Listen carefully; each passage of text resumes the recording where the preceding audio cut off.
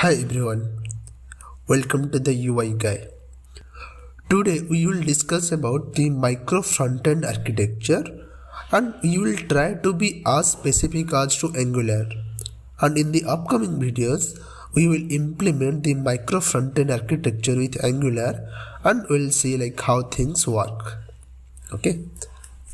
So before proceeding further on micro frontend, we need to have a clear understanding about what is a microservices architecture. So you might be familiar with microservices, but still let me give you a brief idea to you about this.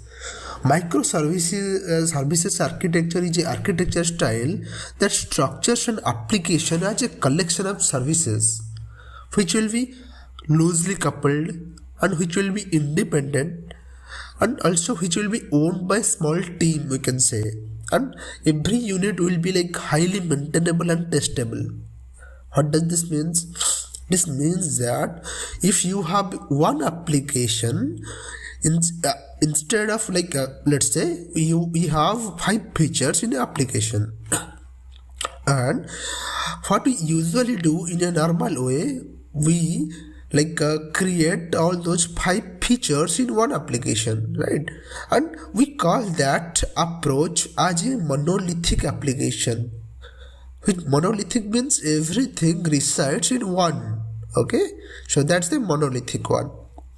But in microservices architecture, what happens is you can take all the functionality as one application. Like for 5 functionality, there will be 5 applications, and those 5 applications will communicate within themselves. So they, by this way, they will be loosely coupled. I mean, they don't have any coupling, closely binding between them, and they will also be independent for the development. Then coming to micro frontend architecture with Angular. Micro frontend are small applications mostly divided by subdomains or functionality working together to deliver a large application. Now what does this mean? This means that like we discussed earlier for the microservices, which you can understand like this microservices mostly we implement on the backend side. Okay. And now this micro frontend architecture will be implemented for the front-end side only. So we have two sides, for the backend and the front-end. So in the micro front-end, in the front-end side, how we separate things? We separate things as per the functionality.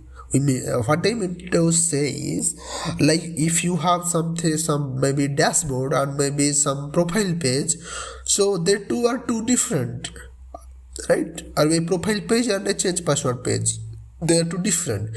So these two can be also a whole two separate application, and they can communicate as a two application communication by event bus. We'll study more about that, what is a event bus and all, but for now to understand, you can think it is like a micro frontend. All the functionality can be divided as a independent application. Okay, let's move to the next part. When to use micro frontends? So usually when your frontend project is like a single page or a single 2-4 pages, you don't need any micro frontend architecture. So if your project is a big project and you are working on a small chunk of it, so in those scenarios you can consider having a micro frontend architecture. So as you can see this image on your screen, in this diagram we have 6 front-end applications working together to deliver the large application. Okay, you can see this green app 1, app 2, app 3. All these are front-end applications, and you can say that all these are a single functionality, but we have designed them as a single application. And the communication between all these components, or you can say all these applications, can be done with an event bus. or window object or publish or subscribe methods. We will see all these in the upcoming videos of what is a public subscribe methods, what is a window object. Okay.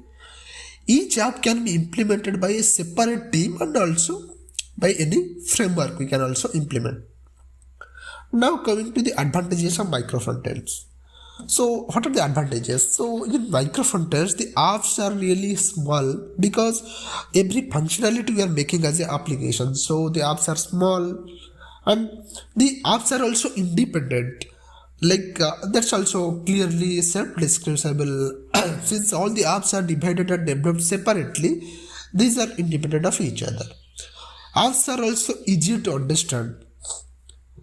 As one app is developed by one team, that's a small chunk of functionality, so that's easy to understand, easy to develop and deploy, and also easy to test, and also development becomes faster. All are the benefits of the micro frontend. So in the upcoming videos we will see how we can implement micro frontend using Angular, what is the nx, what is the monorepo architecture. So if this video helped you a bit, please do like this video so that it will inspire me to create new videos on all these exciting topics. And also if you have some topics in mind on frontend that you are not getting or it's hard to understand for you, please do comment so that I will try to make a video on that. Thank you so much. Bye bye.